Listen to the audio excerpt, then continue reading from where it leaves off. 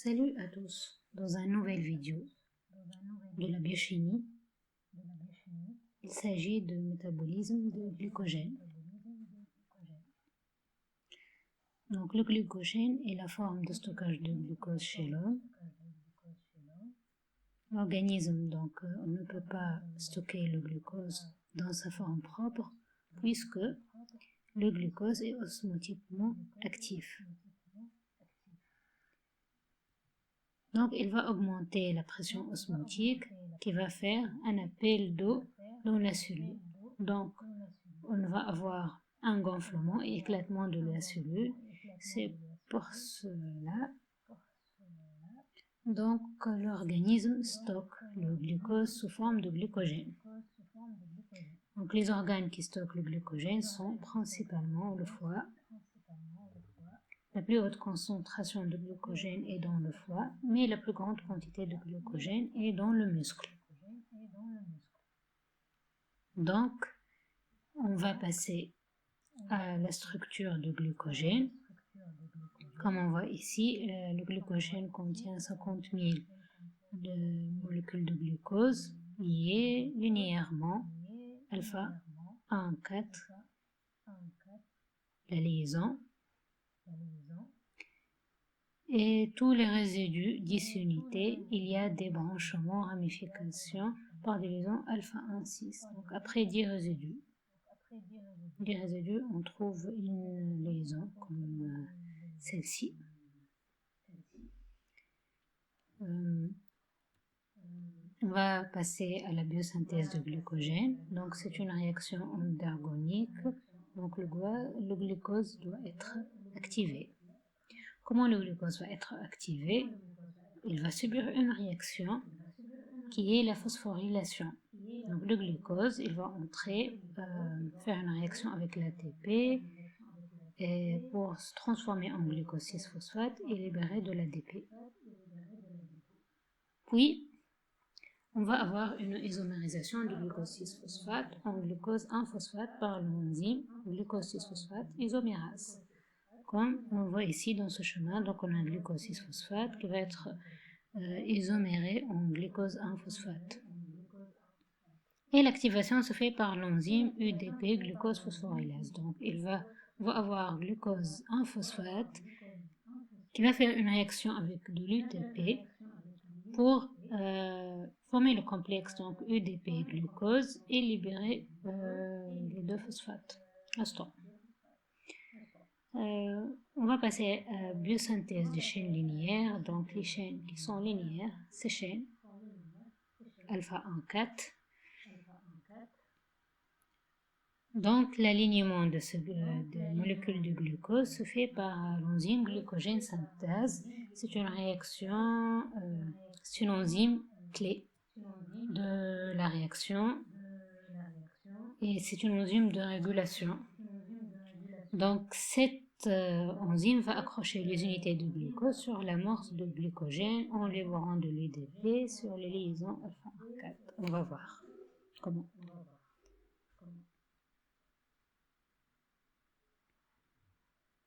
Donc, voici une molécule de glucose qui est activée. Si on va faire une réaction entre une molécule de glucose activée et une autre molécule de glucose, on ne va rien obtenir, car cette réaction nécessite une protéine qui est l'amorce. L'amorce, c'est la glycogénie. Donc la glycogénie va faire une réaction avec du glucose activé pour donner ce complexe.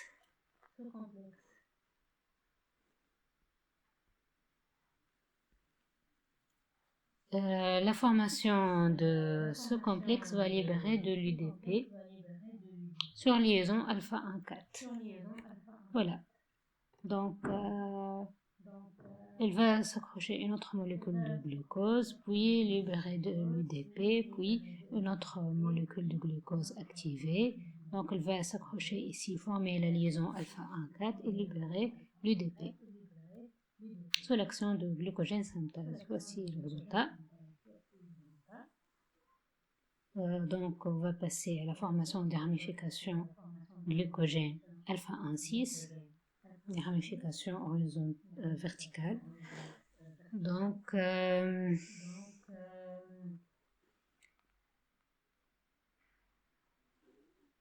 cette réaction, elle se fait par l'action de l'enzyme branchante ou l'enzyme alpha-1 transglucosylase qui va donc prélever 5 à 8 résidus d'une chaîne de 10 à 11. Donc la chaîne va contenir 10 à 11 molécules de glucose. Donc cette enzyme va juste prélever de 5 à 8. Donc on va supposer que c'est 5 et va accrocher ici un résidu glucosyle. Ce résidu, donc, il est accroché par une liaison alpha-1,6.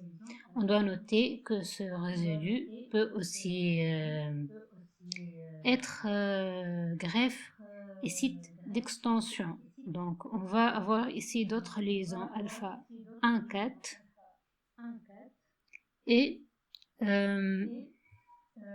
donc pour former la nouvelle molécule de glycogène,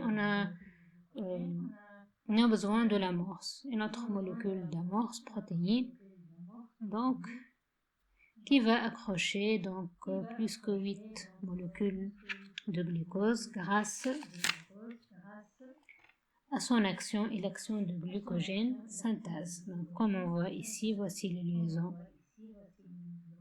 alpha-1,4 et voici les liaisons alpha-1,6 et ces liaisons donc peut subir des élongations.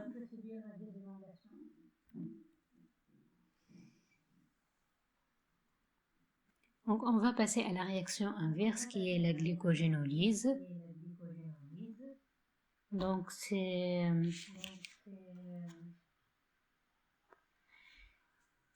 catabolisme, c'est une réaction de catabolisme qui fournit de glucose 1-phosphate qui est une liaison riche en énergie. Donc ce glucose 1-phosphate ne peut plus quitter la cellule. Donc comment on va avoir de glycogène vers glucose 1-phosphate? On va au début commencer par la dépolarisation du glycogène qui est donc un glycogène, un nombre N qui va devenir N-glucose, donc N-1 glucose et glucose 1-phosphate. On a l'enzyme qui est le glycogène phosphorylase et le coenzyme le pyridoxal phosphate. Donc, comme on voit ici, la chaîne principale c'est alpha-1,4 qui est entrée et voici les ramifications alpha-1,6. Voici les extrémités non réductrices et voici l'extrémité réductrice.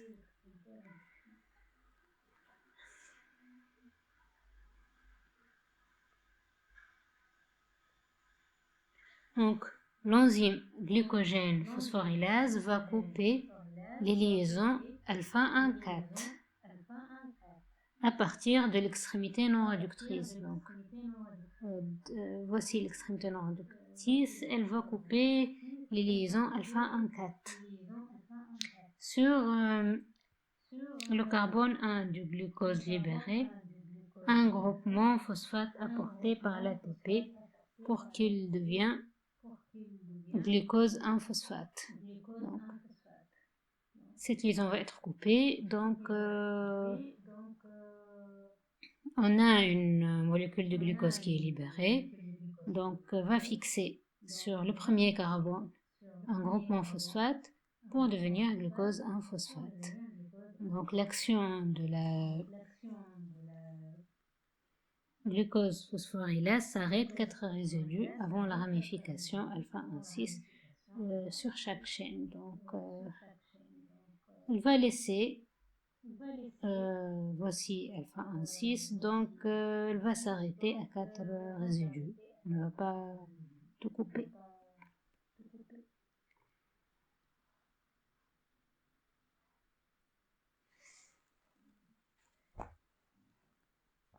Donc le glucogène phosphorylase est l'enzyme clé de la glucogénolyse.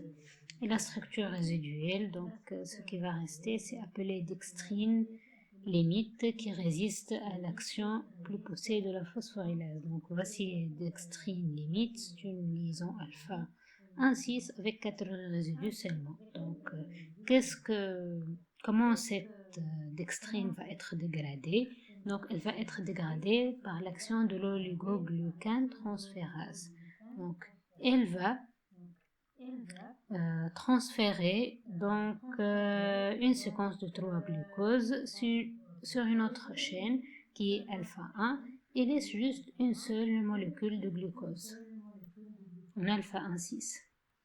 Donc, puis on a le alpha 1,6 glucosidase, c'est une l'enzyme débranchante, donc il va libérer cette molécule par hydrolyse et libère du glucose. Comme on voit ici dans ce chemin, donc sont les 3 molécules de glucose qui sont 3 résidus, donc ils sont transférés ici. Voici une seule molécule de glucose, donc il va être hydrolysé par l'enzyme débranchante. Comme on voit ici, voilà, il est hydrolysé.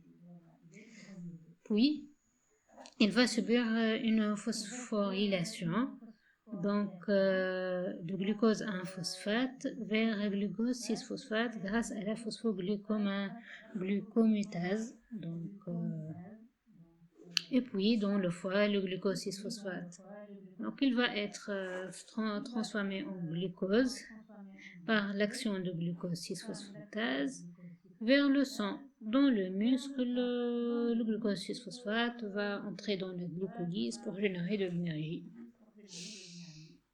Donc, on va passer à la régulation du métabolisme de glucogène. Donc, la régulation enzymatique, ce sont par les enzymes, donc glucogène synthase, comme on a dit pour la biosynthèse, celle qui déclenche la biosynthèse, glucogène phosphorylase, celle qui déclenche la dégradation. On a une régulation allostérique et hormonale et les mécanismes de régulation du muscle diffèrent du foie. Pour la régulation allostérique, donc c'est une régulation qui dépend du substrat de la réaction, donc qui est le glucose. Si il augmente, on a une inhibition de glycogène phosphorylase, qui est l'enzyme de la dégradation. Donc, si on atteint la limite de la glycémie qu'on a besoin, on n'a plus besoin de réaction de glucogénolyse. Donc, ce taux élevé de glucose va inhiber l'action de l'enzyme pour qu'elle ne dégrade pas plus de molécules de glucose et augmenter de plus la glycémie. Pour le muscle, donc l'AMP active la phosphorylase. Et l'ATP et le glucose 6-phosphate inhibent la phosphorylase. Donc, ce sont, comme on a dit, le muscle utilise le glucose 6-phosphate. Donc, s'il est augmenté, il va inhiber la phosphorylase. Et comme on a dit, elle est utilisée, le glucose 6-phosphate, pour générer de l'ATP. Donc, même si l'ATP est augmenté, on a la même conséquence, la phosphorylase, elle est inhibée. Et on a le CA2+, donc, qui peut stimuler la dégradation du glucogène. Puisque la glucogène phosphorylase est activée par un complexe CA2+, et qu'elle module. Pour la régulation hormonale, voici les hormones qui interviennent donc dans la régulation de la glycémie en général, l'insuline, le glucagon, l'adrénaline et l'AMP cyclique comme second messager. Ils donnent phosphorylation réversible des enzymes. Donc pour le foie, donc le glucagon signale le besoin en glucose, l'AMP cyclique intracellulaire augmente la phosphorylation d'enzymes et donc la phosphorylation d'enzymes va stimuler la dégradation de glucogène et dans le muscle on a l'adrénaline. Donc pour le glucogène synthase, qui est l'enzyme clé de la glucogénogenèse, il est inactif s'il subit une phosphorylation. À l'inverse de glucogène phosphorylase, il est actif s'il subit une phosphorylation. Donc pour le biosynthèse, on a que l'insuline diminue l'AMP cyclique dans la cellule, qui va subir donc déphosphorylation des enzymes. Dans la biosynthèse, donc le glucogène synthase est activé.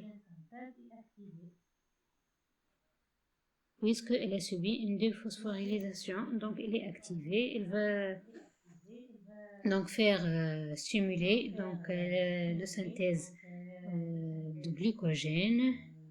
Et puisqu'on a du synthèse de glycogène, donc la concentration de glucose plasmatique va diminuer et la glycogène phosphorylase est inhibée, puisque le glycogène phosphorylase augmente la glycémie. Donc, on va passer à la maladie du métabolisme de glucose. On a le syndrome de McArdle, qui est un déficit en glycogène phosphorylase, donc l'enzyme, dans les muscles.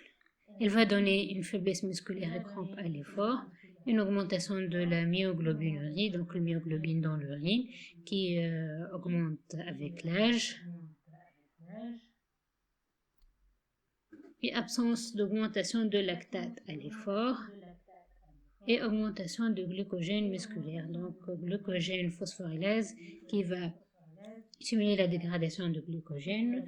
Si on a un déficit dans cette enzyme, donc ce qui est logique, le glycogène musculaire va augmenter. Pour la maladie de von Gierke, donc c'est un déficit en glucose 6-phosphatase. Donc ici la structure de glycogène est normale.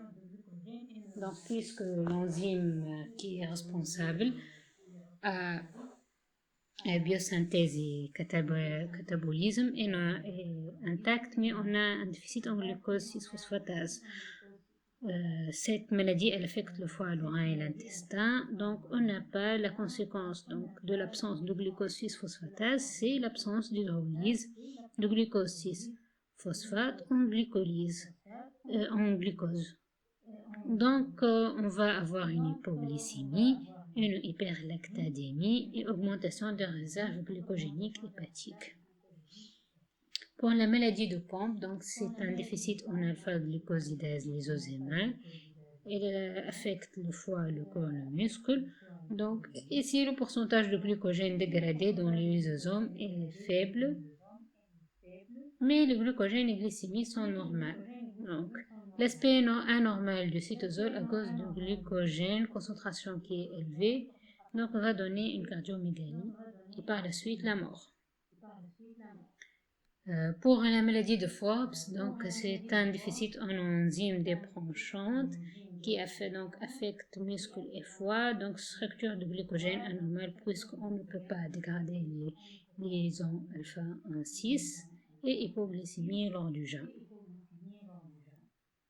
Voici pour aujourd'hui. Merci pour votre attention et n'hésitez pas à vous abonner à la chaîne YouTube MedPapers.